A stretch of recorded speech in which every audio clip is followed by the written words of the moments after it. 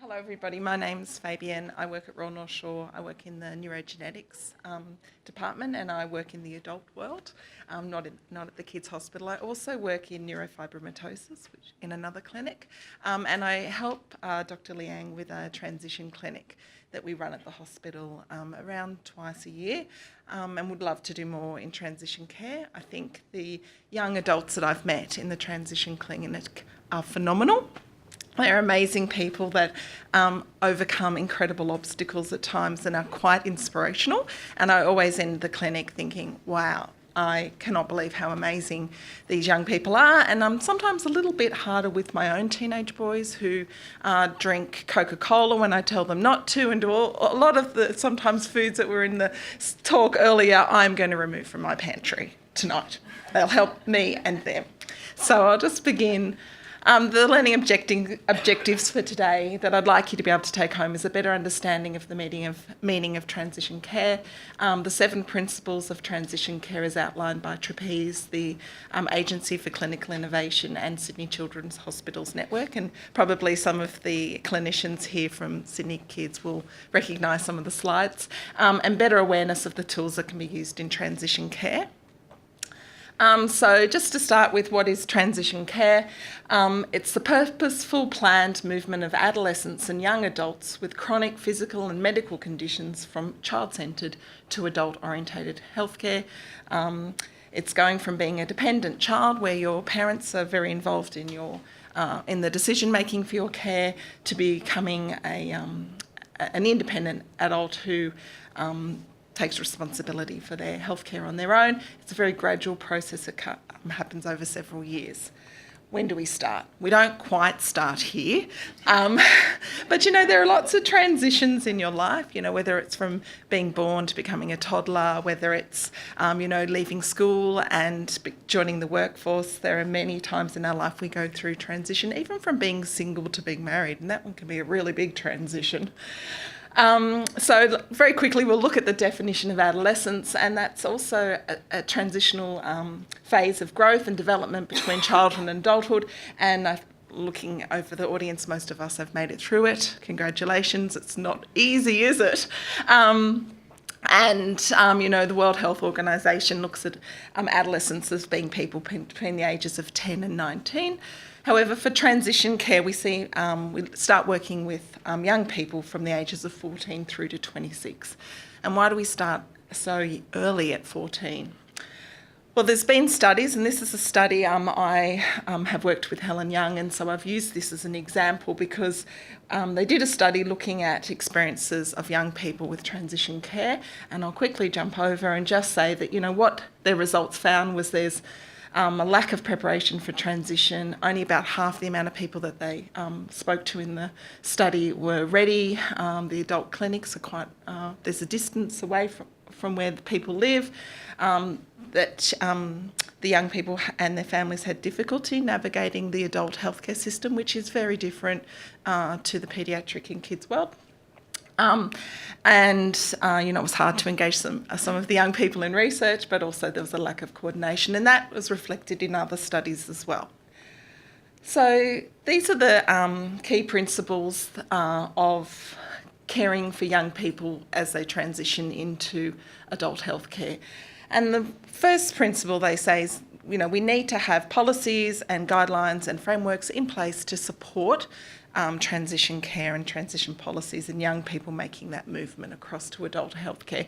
And if hospitals, previously, possibly there are people in the audience here that have gone through the healthcare system from, the kids' hospital through to adult healthcare, where there wasn't, at a time when there was no transition. And it was a really difficult time. We've now, through research, are able to identify that, we lose patients to follow-up. They're left on their own, they're not supported, their health outcomes are worse. So if we have policies and guidelines in place that support our clinicians and our young people in the environment, we can make this process better. We start early, and, at 14, that conversation really is probably just your clinician saying to you, or your doctors or the team that care for you in the kids' hospital, we probably need to start talking about when you're 16, a little bit older, you're going to start moving across to the adult health world, and we'd like you to start thinking about, you know, the condition that you have and learning its name and how to describe it to people if they ask you. Very simple things at the start.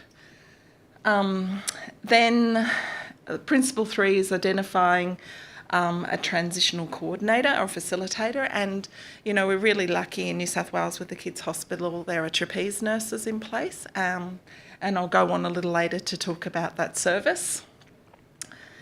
Good communication is the 4th principle, and it's fundamental really to making all of this work. You need to be able to communicate well with your clinicians in your paediatric team. You need to try and, these young people need to communicate well to their parents and their carers, and also in reverse. And let's face it, I've got a 13 and a 15-year-old, and sometimes I'm lucky to get a grunt. Like, how was your day, Luca? Right, I take it was good. Okay, I'm not really sure how what that grunt was. So it can be difficult anyway. Add on the complexity of a chronic condition, and you just, like, there are times I know when I see the parents are just like, I take them into another room and they go, oh, great, thanks, it's so nice to speak to you. Blah, blah, blah, blah, blah. And out comes all this information, and I think, oh, wow, you know what, about 70% of that is just dealing with a teenager, and I'm like, yeah, I completely know what you're saying. Yeah, my teenager does that too. And so sometimes it's about us identifying what is just also normal teenage behaviour and how we can support these young adults as they transition to become more independent. So good communication is vital. We need, when we speak to the young people when we're at the Royal North Shore at the adult hospital, we eventually, the aim is that we will speak to them on their own about their health. We'll always identify that what they're telling us is confidential.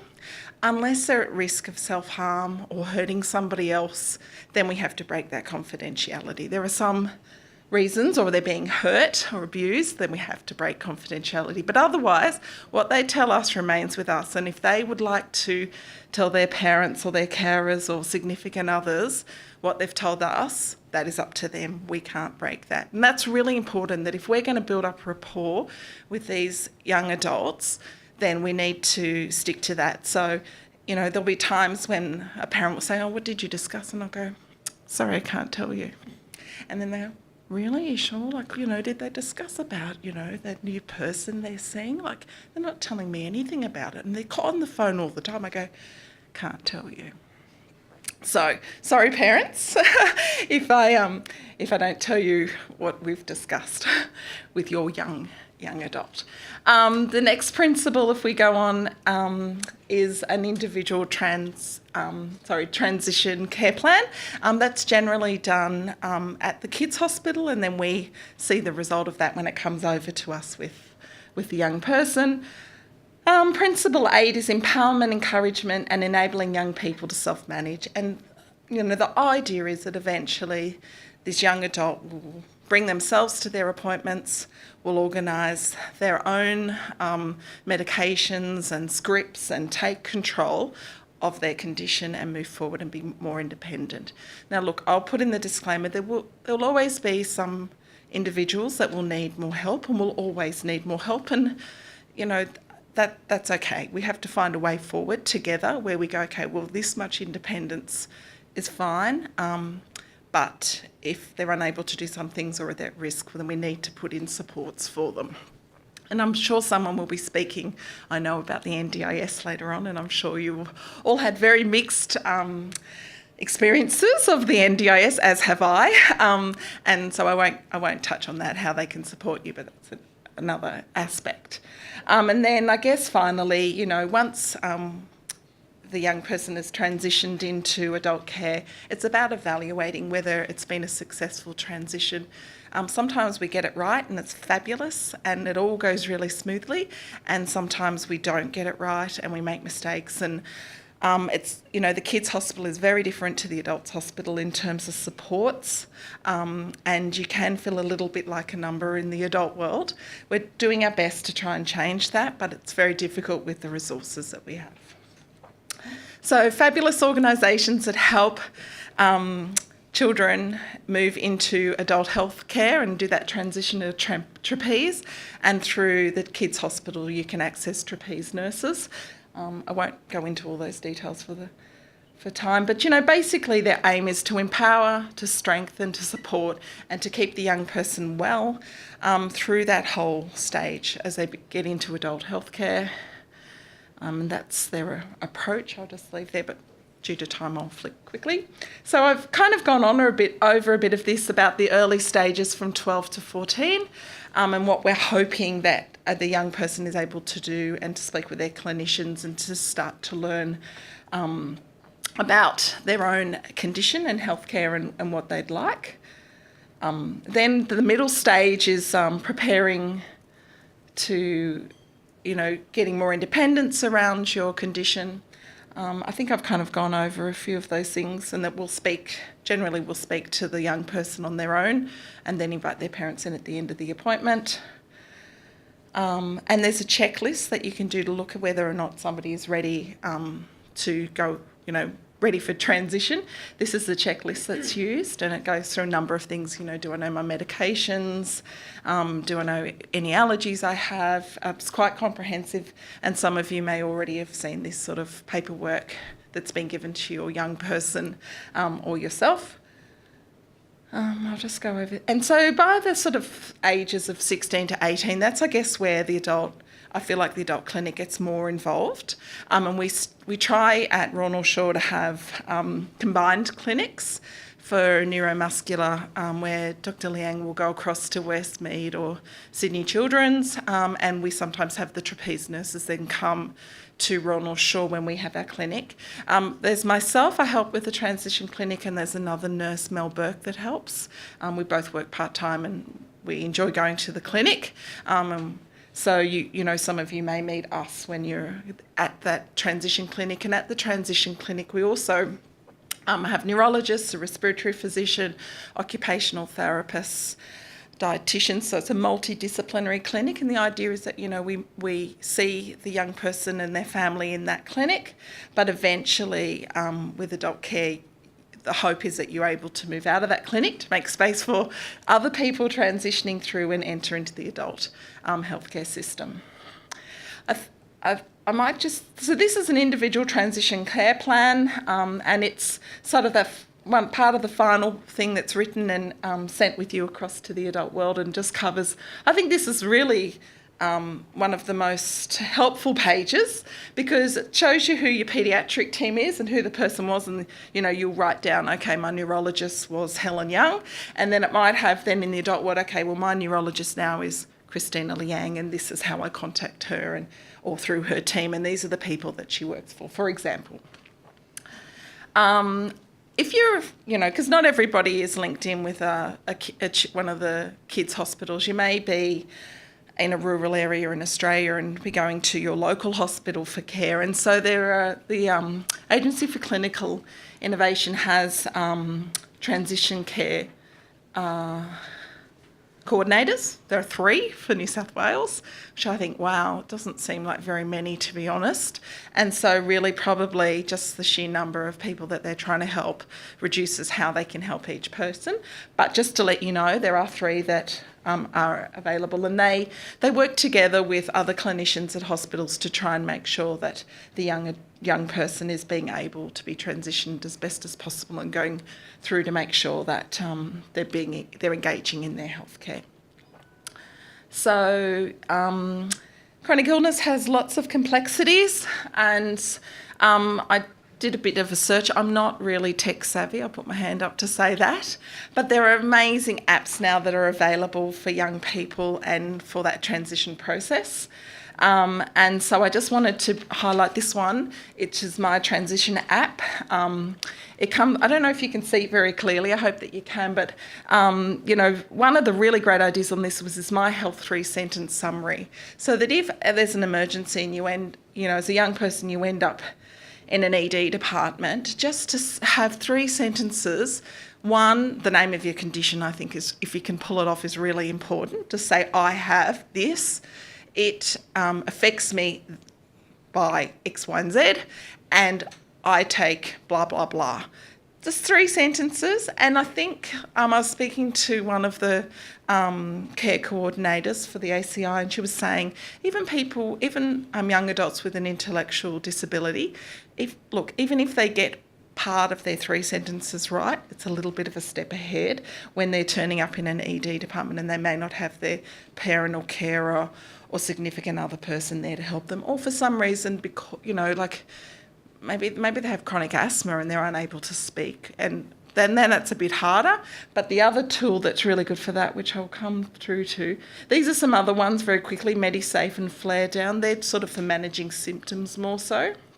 Medications, but this Medi-ID ICE, that's where you don't have to open someone's mobile phone. You can see information about the patient's health just on the front of their phone. So if you're in an emergency situation, having an asthma attack, you can't speak, but you can manage to get your phone up, you can have asthmatic, this is what I take, this is what I'm allergic to.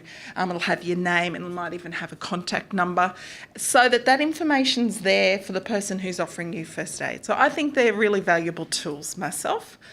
I just wanted to highlight this as well. It's an article. I thought some of you might like to take a picture of it, and you can have a little read later on, and it looks at other mobile phone applications for self-management in transition with young people with chronic illnesses. I wasn't going to go through the whole lot. There are some of my references, but I thought I might just tell you a couple of other things that I think are important. It's really hard, I think, when you're a parent to let go a little bit. You've been managing your child's healthcare and the stress and anxiety that comes along with that, and it's really hard. I know how it is for myself to have teenage children that are wanting more independence, and I can only encourage you to encourage them sometimes to make mistakes, because from mistakes we grow, and that's how we learn. And as long as they're not, do a little risk assessment, but a little bit of risk is okay, because sometimes I think we can disable ourselves more by saying, I don't know if I can do that, and without trying we won't know. And I think in our clinic we try and encourage our patients to go, I'm going to give this a shot. It might not be perfect this time, I might get it perfect next time, but that's okay, and have that conversation with your carers, with your parents, young people, to say, I want to give this a shot, I really want this. Not say to them, I really don't think you're going to be able to drive. Say, no, come on, let's look at what we can do. Let's see if we can get a car modified. Let's see how we can get you driving and give you independence. I think sometimes we create barriers that don't always need to be there. So, to finish up, I'd just like to say I've met some amazing people in the transition clinic at Royal North Shore. I'm inspired by them, like these young people, all the time, and I can only encourage us all to, help them, give them strength to do amazing things in their lives. So thank you. Do